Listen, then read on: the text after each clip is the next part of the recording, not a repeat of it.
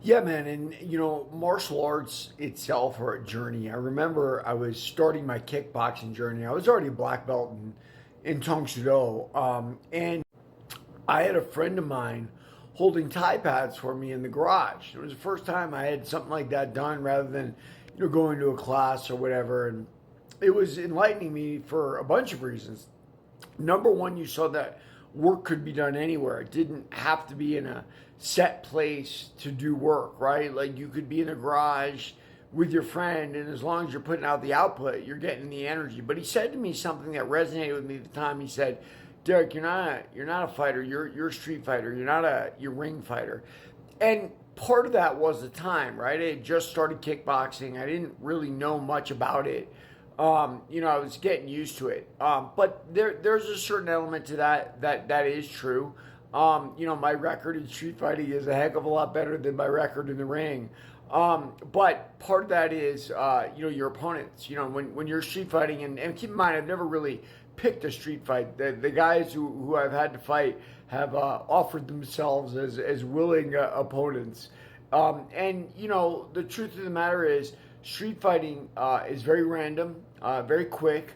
And so a proper technique here and there works very well. One of the things I recognized about street fighting when I was in a really low period of my life is karate actually works really well. What is karate? It's hit, not get hit. You're in and out with your feet, Wonder Boy Thompson style. You're moving.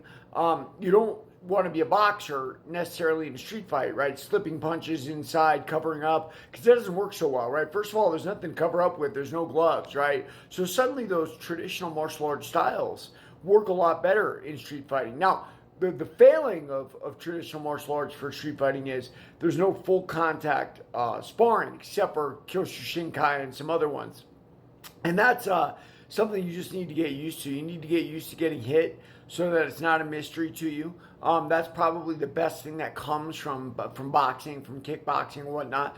And jiu-jitsu has that limitation as well. And it's why it's so popular though, right? Like most people don't want to get hit to learn something like that. They want to learn finesse and whatnot and believe that that technique will save them. I don't know that jiu-jitsu is actually that good a street fighting self-defense course.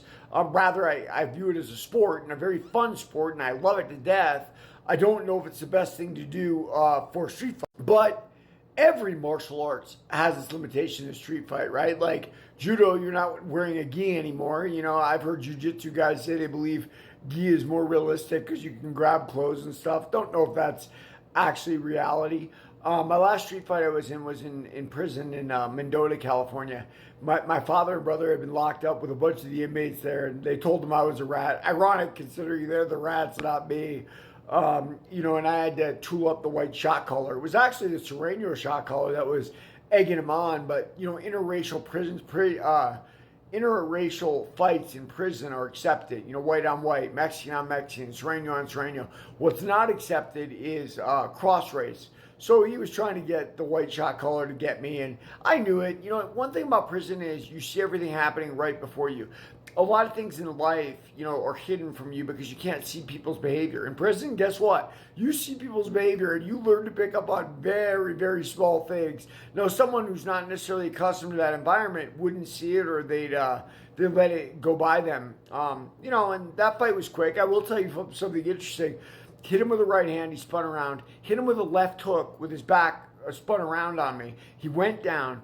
And the logical move there is soccer kicks to the face. That's how fights end in the street. Instead, I mounted him, and I cut up my knees entirely all the way down to my shins from mounting.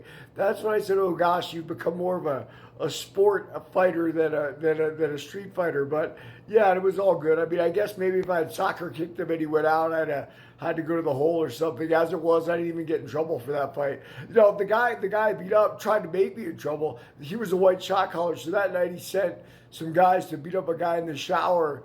And then, he had that guy in the shower talked about it on the phone, and they checked hands. Fortunately, for whatever reason, my hands were totally undamaged. My right hand, no blood on the knuckles. My left hand, actually, I hit with my left thumb on the left hook instead of my hand, which really disfigured my thumb to this day. But they didn't catch me. They didn't send me to the hole. C'est la vie. Yeah, street fighting.